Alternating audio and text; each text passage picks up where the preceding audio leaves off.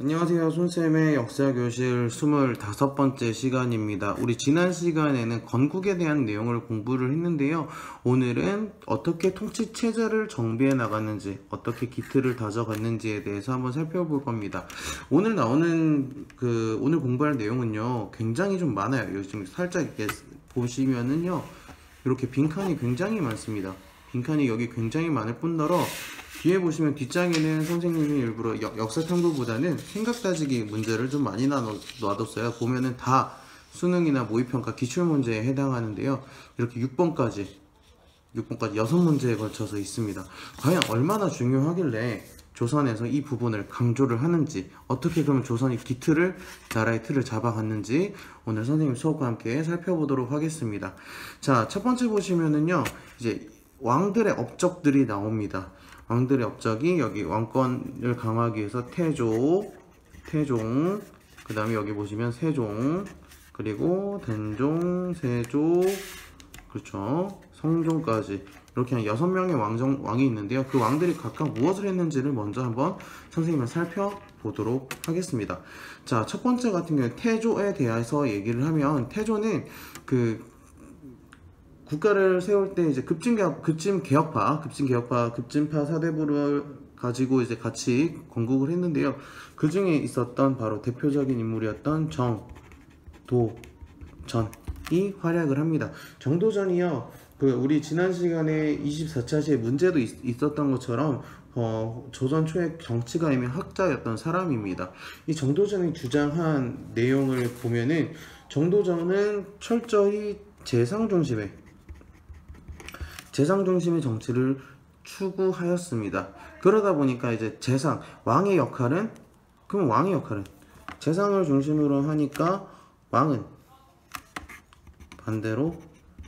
역할은 재상을 선택하는, 어진 재상을 선택하면 된다, 요런 역할만 가지고 그러면 재상이 중심의 정치를 하려고 했습니다. 하지만 이제 정도전과 대척점에 있었던 인물이 바로 태종은요, 우리 지난 시간에 배웠어요. 누구냐면 바로 이방원입니다.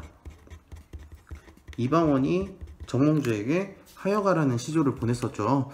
자, 그런 것처럼 태종은 정도전과 생각이 다르게 재상 중심이 아니라 국왕 중심의 정치를 구현했습니다. 국왕 중심, 말 그대로 왕이 중심. 그러니까 이렇게 크게 다르겠죠. 그래서 결국에는 이방원에 의해서 정도전이 제거가 돼요. 1차 왕자의 난을 통해서. 그런 이제 역학관계도 잘 생각하시고요. 국왕 중심의 정치를 구현하기 위해서 실시한 게 바로 6조 직계제입니다. 6조 직계제를 채택을 하는데, 오늘의 키워드가 두 번째가 6조 직계제죠. 6조 직계제에 대해서는 이따가 중앙통치체제 이야기할 때 다시 한번 더 자세하게 설명을 하도록 하겠습니다. 6조 직계제를 일단 채택을 하고 이제 가족들이 정치를 참여하지 못하게 합니다. 그러면서 이제 각 양반들이 갖고 있던 사병을 혁파시키게 되고요. 그리고 호패법이라는 것을 실시합니다. 호패법을 지금으로 따지면은 약간의 요게 신분증의 역할을 하는 겁니다. 신분증의 역할을 하게 되는 겁니다. 네, 그런 역할을 하게 되는 법을 처음으로 시작했다라는 거 보시면 되겠고요. 그 이후에 이제 네 번째 왕이었던 이제 태종에 이어서 등장한 세종에 대해서 한번 살펴볼게요. 세종 같은 경우는 여러분 너무나도 잘 알고 있습니다. 10,000원짜리의 지폐도 나오고요. 지금 우리가 쓰고 있는 한글도 만들고요. 그럼 한글을 만들기 위해서 한글을 연구할 수 있는 지편전을 설치합니다. 그러면서 이제 왕과 신하들이 토론할 수 있는 경연도 활성화시키고요. 유교 정치 이상을 추구하기 때문에 왕권과 신권이 조화를 이룰 수 있는, 그 아버지가 했던 6조 직계제와 달리 의정부 서사제라는 거를 채택을 합니다. 이 6조 직계제와 의정부 서사제 같은 경우에는 조금 의미가 다르니까 요거는 비교하기 위해서 이따가 다시 한 번 더 설명하도록 하겠습니다. 자, 이렇게 유교 정치를 구현을 하기 위해서 노력을 했고요. 그러면서 이제 아들이었던 문종에 의해서 어린 단종이 즉위를 하게 됩니다. 단종이 즉위를 하는데 단종이 나이가 어려요. 그러다 보니까 김종서 같은 재상들이 실권을 장악하는데, 아까 얘기했던 것처럼 김종서 같은 사람입니다. 그랬더니 우리 영화 관상 보셨죠? 관상 보면은 그 김종서에 맞서서 등장했던 세조 수양대군과 관련된 이야기, 그게 바로 계유정난인데요. 단종에서 세조로 바뀌는 과정이 바로 계유정난이었습니다. 그 계유정난이라는 과정을 거치면서 세조 같은 경우에는 그 태종과 같이 6조 직계제를 실시를 하게 됩니다. 6조 직계제를 실시하게 되고요. 그러면서 이제 자신들의 편에 있는 종친들을 등용하게 되고, 또한 그러니까 이제 그 신하들과 어울릴 수 있는 그런 경연, 토론, 아까 경연, 그리고 집현전 같은 학문 연구기관 같은 것들을 모조리 다운시킵니다. 그러니까 자연스럽게 국왕 중심의 정치, 태종과 비슷한 정치를 실현하고자 했죠. 그래서 이제 성종 때 같은 경우에 성자가 선생님이 우리 고려 때도 나왔어요. 성자는 이룰 성자라고 얘기했습니다. 다 이루었다는 거죠. 어떤 걸 완성을 시키냐? 바로 통치체제를 완성시켰다는 겁니다. 경연을 담당하기 위해서 홍문관을 설치를 하고요. 홍문관 같은 경우에는 기존에 있었던 집현전을 계승하는 역할도 하기도 합니다. 이 홍문관이 경연을 담당해 당연히 경연이 활성화될 것이고, 그리고 국가의 체제를 완성시키고, 요건 선생님이 좀 중요하니까 빨간색으로 경국대전이라는 것은 법전입니다. 법전을 완성합니다. 법전, 즉 이제 왕이 마음대로 통치하는 것이 아니라 법에 의해서 통치를 하겠다라고 주장을 하는 거죠. 자, 이제 중앙통치체제를 한번 볼까요? 중앙통치체제와 이제 지방통치체제, 교통통신제도까지 보는 건데요. 여기서부터는 하나의 제도라고 보시면 됩니다. 어떤 제도들이 있는지 한번 살펴보죠. 중앙통치체제는 크게 의정부와 육조로 나눠집니다. 의정부 6조 같은 경우에는 여기 재상의 합의, 그리고 최고정무기구, 주요 행정 담당한다라고 되어 있습니다. 즉 행정의 전문성 같은 것들은 6조에서 담당을 하고, 재상의 합의를 통해서 최고정무기구를 꾸린다라는 건데요. 여기서 다시 한번 더 볼까요? 6조 직계제라는 거는요, 쉽게 얘기하면 6조에서 직접 누구에게? 왕에게 가는 게 6조 직계제입니다. 하지만 의정부 서사제 같은 경우에는 의정부를 거친다 라는 겁니다. 한번 사료를 통해서 한번 살펴볼까요? 자, 의정부의 서사를, 아이고 벌써 종이 치네요.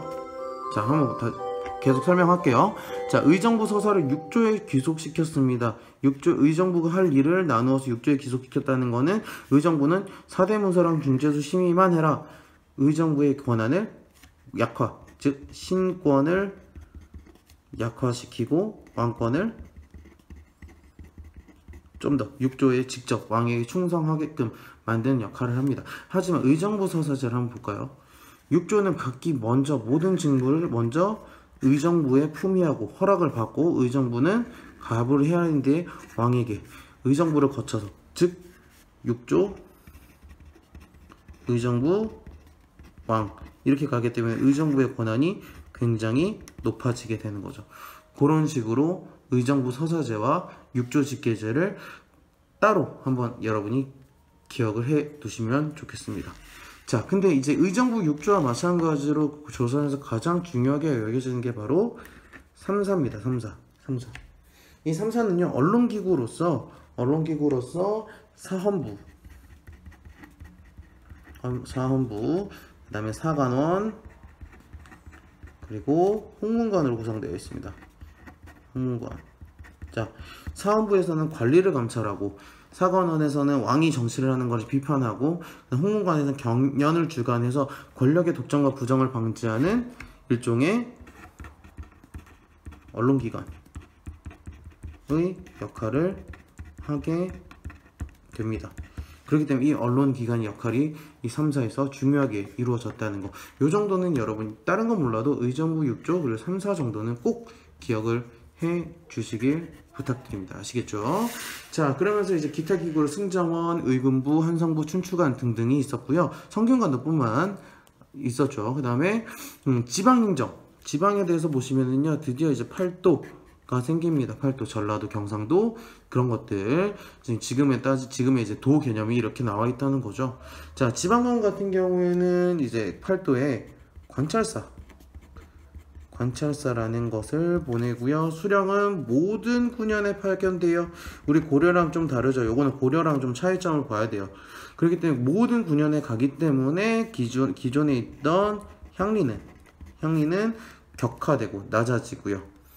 요거 차이점 기억해 주시고요. 자, 그러면서 이제 향촌 자체를 부분적으로 허용하기 위해서 향촌에는 유향소를, 그리고 서울에는 경제소를 두어서 경제소를 통해서 이제 향촌 자체를 부분적으로 허용하는 역할을 합니다.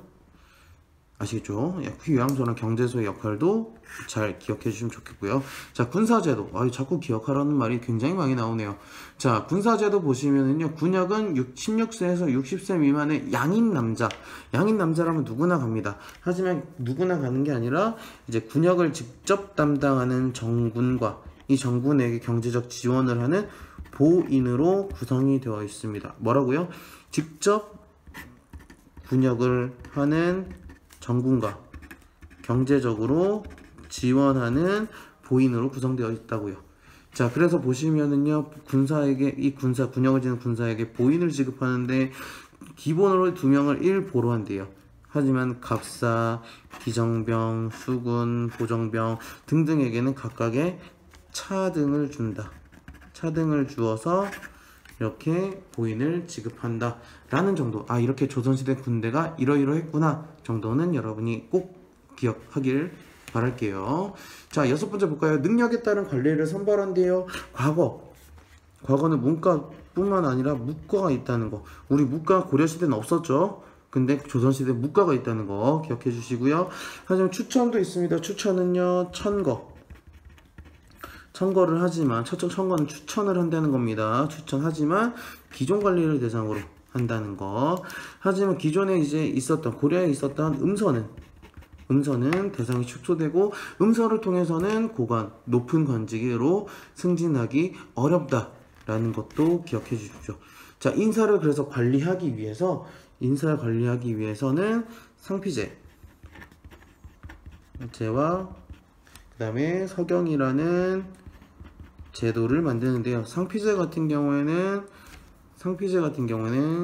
자신의 고향에 발령을 내지 않는 것을 얘기합니다. 또는 자기와 관련이 있는 사람들이 있는 곳에서는 부정을 방지하기 위해서 배치하지 않는다는 것이고요. 서경은 한번 신하들에게 한번 물어보는 대간의 역할, 그런 것들도 있다라는 거 생각해 주시면 좋겠습니다.